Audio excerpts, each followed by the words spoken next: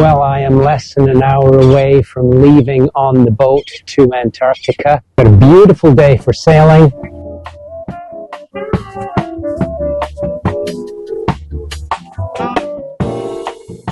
I'm traveling to Antarctica on this, the MV Hondius, one of two boats that sails into the Antarctic Circle. And for many on this trip, this was an important aspect of the voyage, as less than 1% of the roughly 70,000 visitors annually cross the Antarctic Circle. Well, this is day number 2 on the Drake Passage. This is one of the most notorious bodies of water in the world, where both the Atlantic and the Pacific converge and are squeezed down in between the tip of South America and the continent of Antarctica. So generally it's a very unsettled body of water where the winds come in from the west and really whip things up. When there is an opportunity for fair weather and calm seas on the Drake Passage, then you just have to go for it.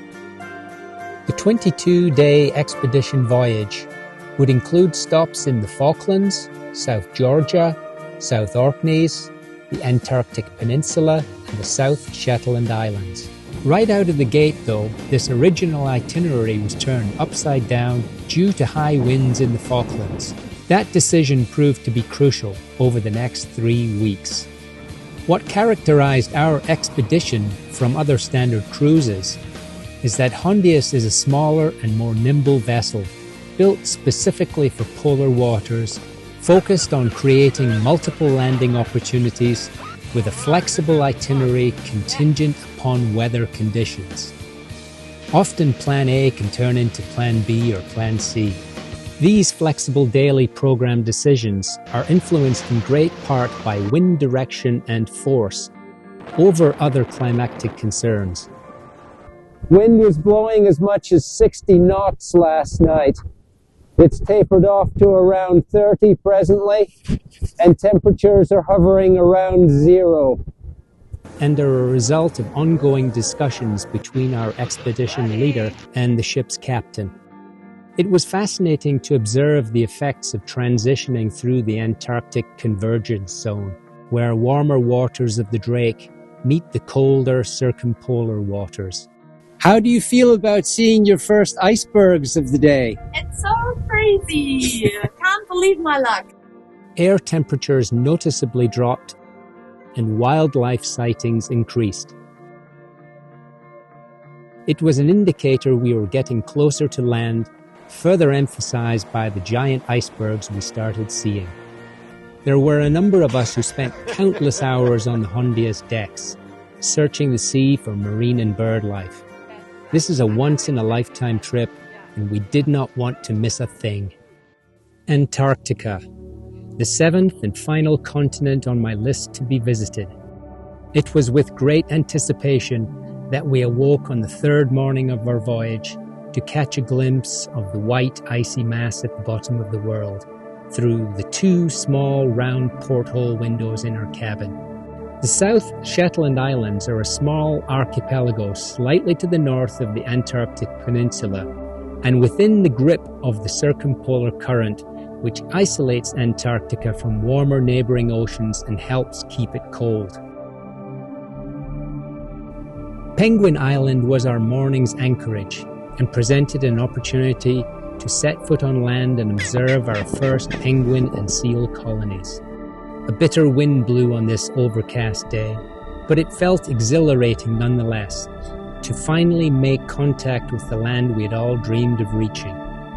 It became evident over time just what an incredibly diverse and abundant ecosystem exists here, albeit a mere shadow of its former glory, before man discovered it and began plundering the place more than 150 years ago.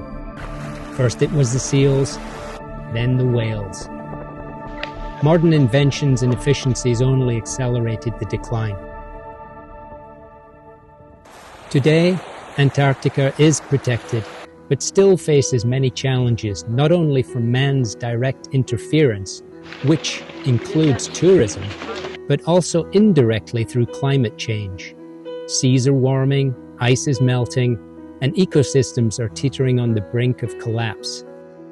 Left alone, the icy waters of the Southern Ocean produce the necessary environmental conditions to support a whole web of marine life, the linchpin species being krill.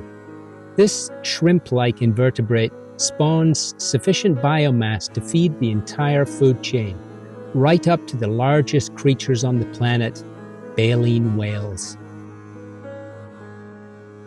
Krill are now being targeted by the fishing industry, which sees very little regulation down here.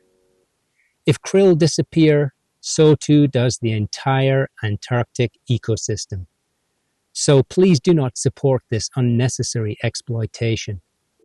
No one nation claims Antarctica. It is governed internationally and is the most pristine place on the planet, thanks in part to its inhospitable climate and remoteness, and to the biosecurity measures and strict landing protocols imposed on visitors. At these southerly latitudes, ice covering the Antarctic landmass remains steadfast year-round.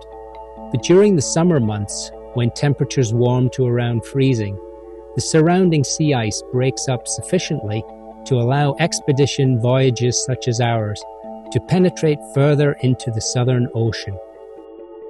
Landing sites are generally few and far between, as towering walls of ice around much of the coastline create an impenetrable barrier. Antarctica is the equivalent of 1.5 Australias and has mountain ranges, volcanoes, valleys, and a peninsula. The physical landmass is depressed more than half a mile due to the tremendous weight of the ice sheet, which is thousands of feet thick. Penguins are synonymous with Antarctica and one of its most adored creatures, but they are also a staple food source for relentless predators like the skua, orcas, and leopard seals. They have to remain vigilant at all times and have adopted an ingenious method for getting rest. They sleep for 4-second intervals and nap around 11,000 times a day, whether on land or at sea. Quite a remarkable feat. Though looking somewhat awkward as they waddle back and forth to their nesting sites known as colonies, penguins truly excel in the water, where they are fast and agile swimmers. Penguins actually spend the majority of their lives at sea, only returning to land to mate and raise their young. Well, we have moored in Orne Harbour here on the mainland of Antarctica. And boy, I must say, this is probably one of the most beautiful and pristine places I have ever seen in my entire life. It's overwhelming in its starkness, its pristine beauty. It is just infinitely glorious, I must say. Zodiac excursions from the ship to either land sites or cruising coastline accounted for the majority of our daytime activity, while sea voyage time was often peppered with highly informative lectures by experts from the expedition staff. There was still plenty of time in between to relax or head out onto the decks for fresh air, and never a dull moment in the 3 weeks away. Food on board was top-notch and the service impeccable. This afternoon we will be passing the Antarctic Circle, so this is a highlight of the trip for many folks, myself included. It was one of the reasons why I took this particular vessel. Sometime later on this afternoon or early evening we will be crossing that demarcation point on the map, so super psyched.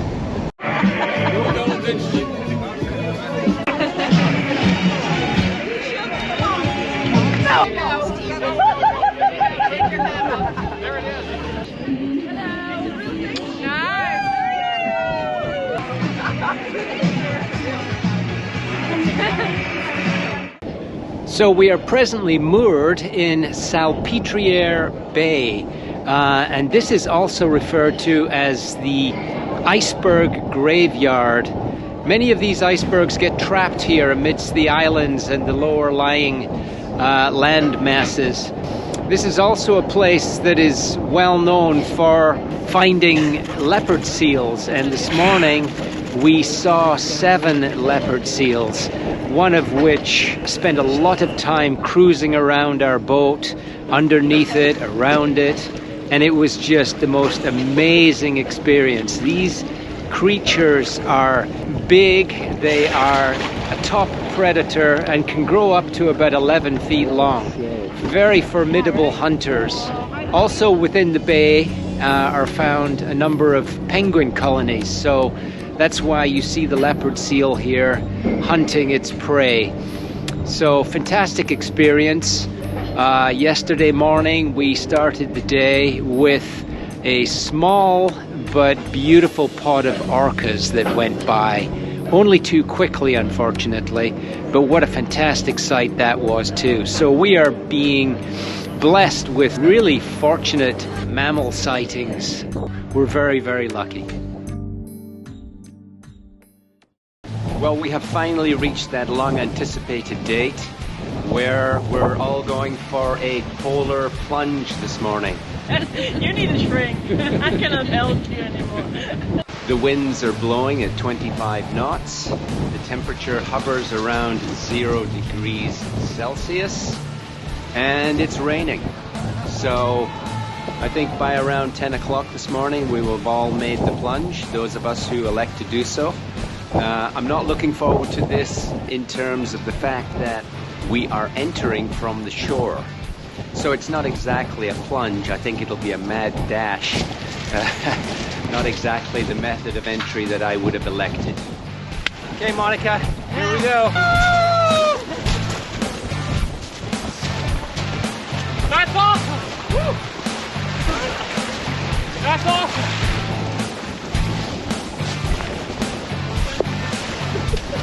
Woo, fantastic! Yeah! You did it! Fantastic! Woo!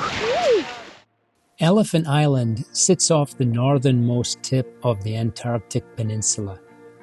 It is historically noteworthy because in 1916, 22 of Sir Ernest Shackleton's crew members from the Endurance took refuge here for a period of 4.5 months, while Shackleton and 5 others made the perilous 800-mile journey to South Georgia in a lifeboat seeking rescue assistance.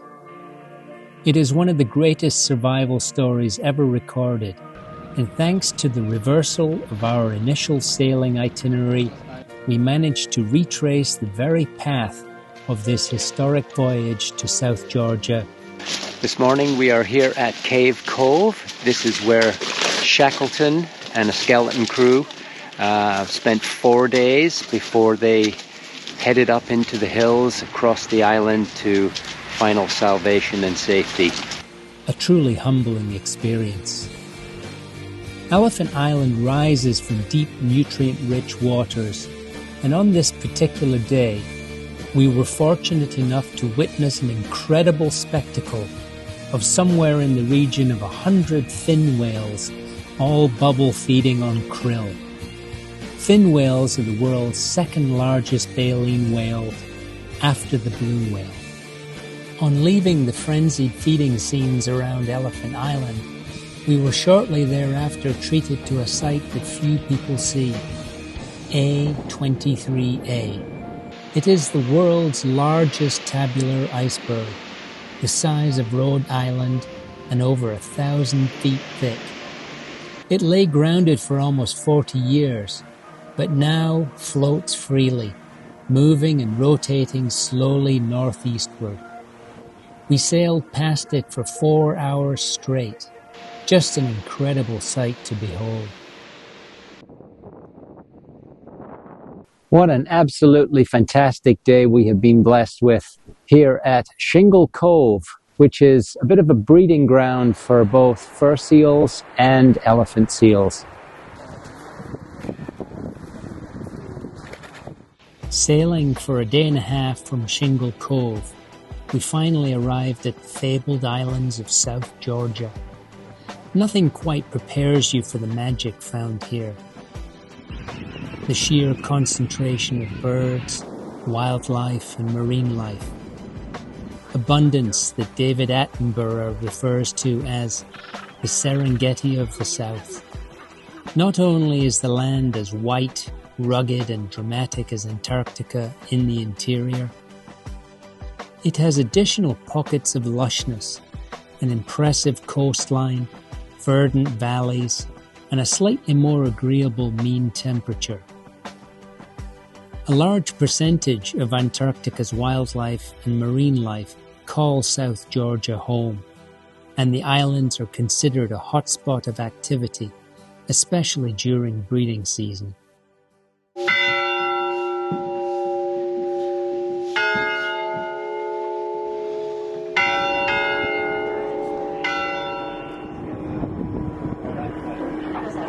South Georgia is now a British overseas territory, and Grytviken, established as a whaling town in 1904, was the largest settlement on the island.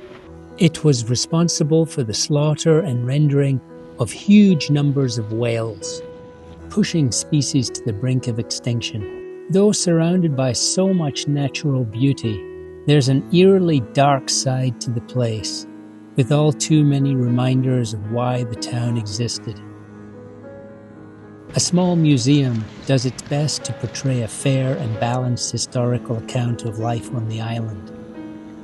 Seal pups now play amidst the rusty remnants of factory whaling, while the local cemetery and Shackleton's final resting place are located across the bay.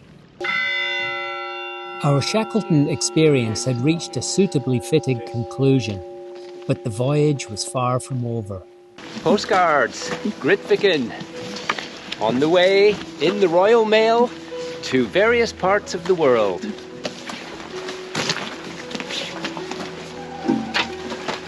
In the hills overlooking Godfrey Bay, south of Grytviken, amidst vast swaths of tussock, there is a Gentoo penguin colony.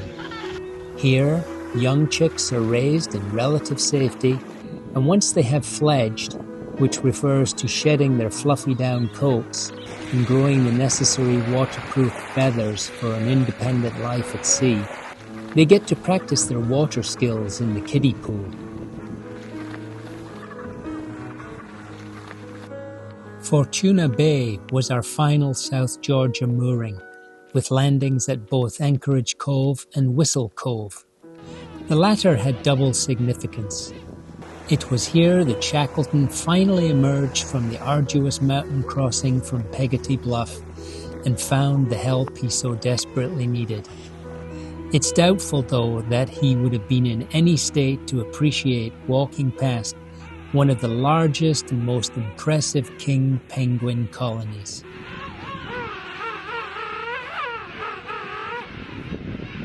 What a truly remarkable experience it has been today, spending time with this colony of king penguins. There are over 7,000 nesting pairs here, breeding pairs I should say. What a cacophony of noise, a little smelly, but what a beautiful sight.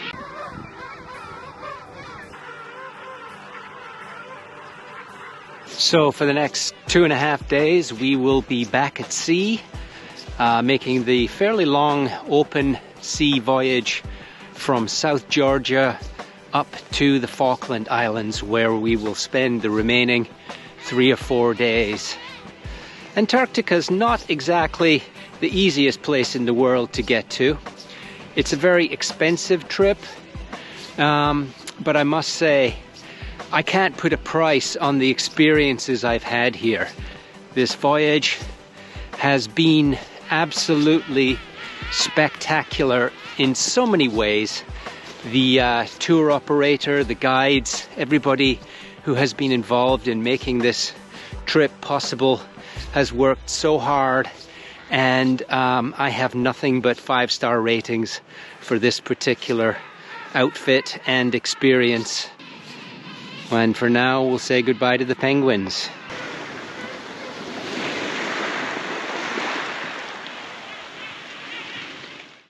Lying roughly 300 miles east of the southern tip of Patagonia, the Falklands archipelago consists of 2 major islands and over 700 smaller islands. Yet it is still considered biogeographically part of the Antarctic.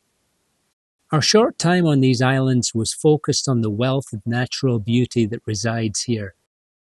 No surprise, but windy conditions influenced which islands we were able to access. The 3 we settled on proved to be magical, remote, and beautiful. Reminds me a lot of the Outer Hebrides of Scotland. Very exposed, treeless, very windy, but so beautiful. The Falklands are a bird watcher's delight, with an impressive list of endemic and migratory birds.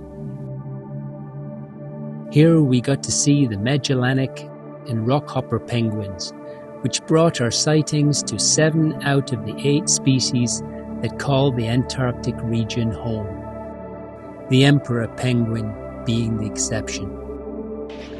And so the time had come to say farewell to the Falklands and return to Ushuaia, marking the end of this remarkable journey. Over the course of these 3 weeks, indelible memories were created, collective experiences shared, friendships cemented, and gratitude expressed for the remarkable crew and expedition staff who made this all possible. What a truly immersive experience. Thank you everyone, and thank you Antarctica.